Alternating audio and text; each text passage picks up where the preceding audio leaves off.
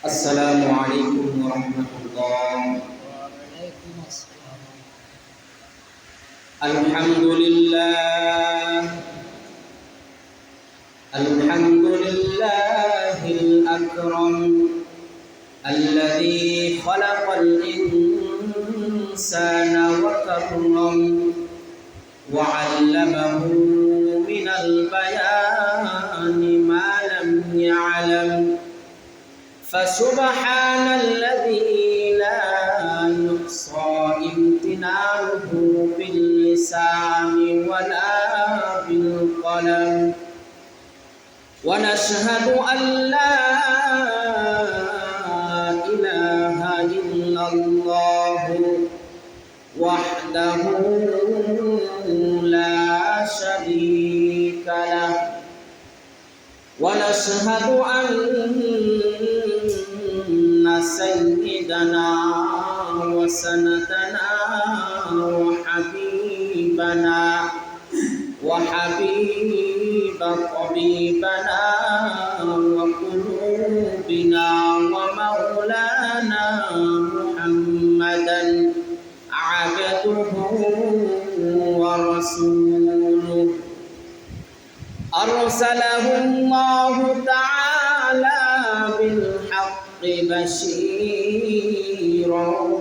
ونذيرا وداعيا إلى الله بإذنه وسراجا منيرا. أما بعد فأعوذ بالله من الشيطان الرجيم.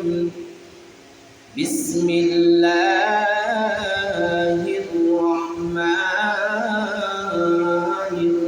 الرحيم. قالوا أنؤمن كما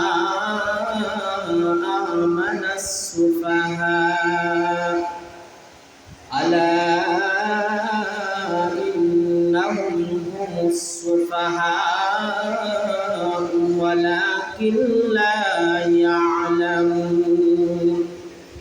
وقال تعالى قل هذه سبيلي أدعو إلى الله على بصيرة أنا ومن اتبعني.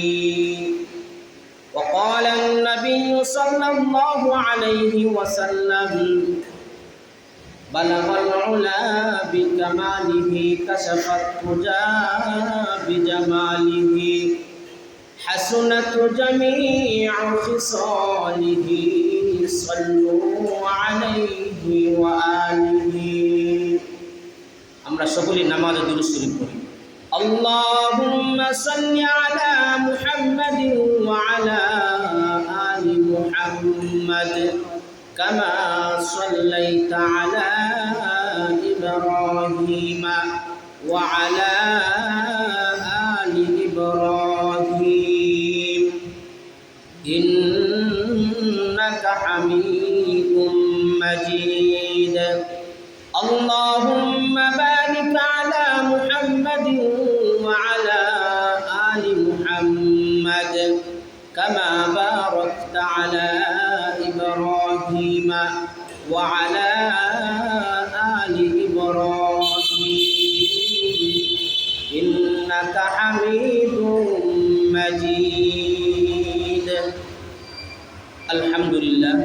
সম্মানিত মুআজ্জাজ মুহতারাম আমার মুসল্লিয়ানে কেরাম, আল্লাহ পাকের দরবারে অসংখ্য লাখ কোটি শুকরিয়া আদায় করছি যে মহান আল্লাহ পাক রব্বুল আলামিন আজ পবিত্র জুমার দিনে আপনাকে আমাকে অসংখ্য মানুষ থেকে বাছাই করে নির্বাচিত করে আল্লাহর ঘর মসজিদে এসে বসে কিছু কথা বলার জন্য অথবা শোনার জন্য আমাদেরকে তৌফিক দান করেছেন। সেই জন্য আমরা সকলেই মালিকের দরবারে একবার শুকরিয়া আদায় করি, আলহামদুলিল্লাহ। প্রিয় হাজরিন, গত জুমায় আলোচনা করা হয়েছিল ইসলামিক বিধিবিধান, ইসলামের লেবাস পোশাক পরিধান করা। সমাজের মধ্যে আমরা নিজেকে লজ্জিত মনে করি, কথা বলেন ঠিক না? যেমন দাড়ি, টুপি,